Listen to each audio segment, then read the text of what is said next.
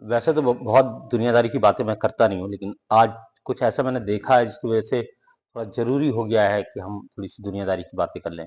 तो दुनियादारी की बात आजकल की ये हो गई ना कि अगर आपके पास ताकत है ना, तो आप कमजोरों को सताइए मत। आपके पास ताकत है तो आप कमजोरों की मदद कीजिए।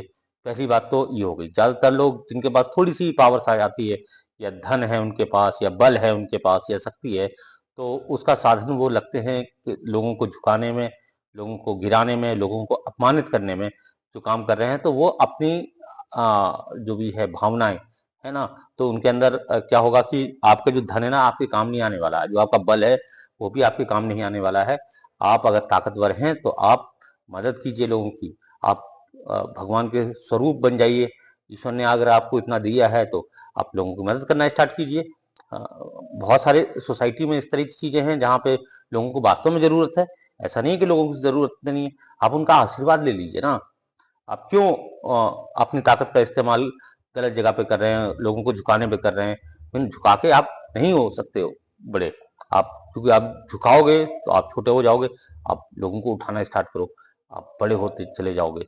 तो ये मैं कुछ खास लोगों के लिए बोल रहा हूँ। समाज में कुछ ऐसे लोग हैं जिनको ये समझने की बहुत जरूरत है कि अगर आपके पास ताकत है, आपके पास बल है, आपके पास बुद्धि है, आपके पास विवेक है ना, तो आप हाईली क्वालिफाइड हैं तो वेल क्वालिफाइड हो जाइए, है ना। और बाकी अ, बहुत सारे लोग ऐसा कर रहे हैं तो ये कहना जरूरी था। और उस समझने वाले समझ जाएंगे, जो नहीं समझेंगे वो भी समझ जाएंगे।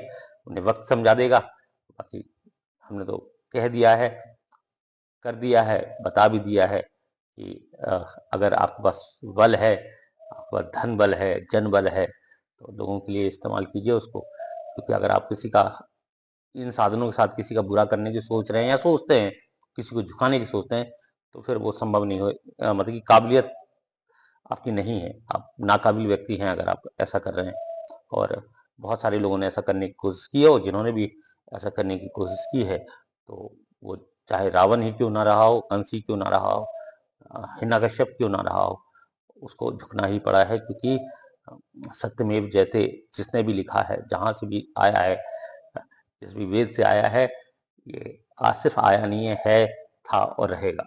तो हमेशा सत्य की जीत होती है।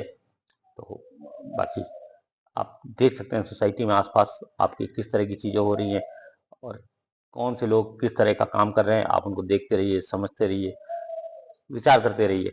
आपको एक दिन पता चल जाएगा कि सत्यमेव जयते पहले भी था, आज भी है और आगे भी रहेगा।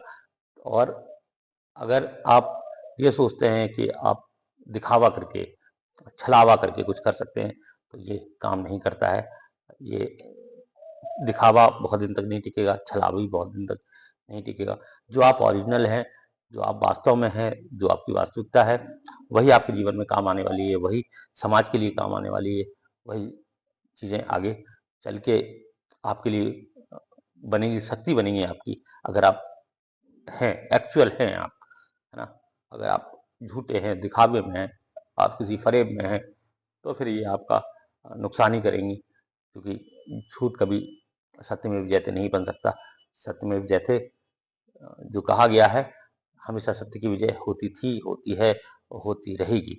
तो कभी भी आप इन लफड़ों में मत पड़िए। जो भी हैं स्वीकार कर लीजिए उसको कि हाँ, मेरा ये स्वरूप है, मेरा ये प्रारूप है, और उस पर काम करना स्टार्ट कीजिए। भगवान आपको सद्बुद्धि देगा, भगवान आपको शक्ति देगा, भगवान आपको साधारण से असाधारण बनाएगा। अगर आपने एक बार ये स्वीकार कर लिया अपनी एक्चुअल जो पोजीशन है, एक्चुअल जो आपका माइंडसेट है, या फिर जो भी है आपके पास जितना धन है, स्वीकार कर लीजिए कि मेरे पास इतना है। आपके पास जितना मानसिक विवेक है, स्वीकार कर लीजिए कि मेरे पास मानसिक विवेक इतना है।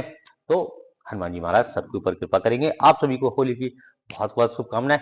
यही सब आपसे कहना चाह रहा था। मैंने अपनी बात आपको कह दी है। अगर चैनल पे पहली बार आए हैं तो चैनल को कर लीजिएगा सब्सक्राइब, और वीडियो को पसंद आता है तो लाइक, कमेंट और दोस्तों के साथ शेयर जरूर कर दीजिएगा। बहुत बहुत धन्यवाद।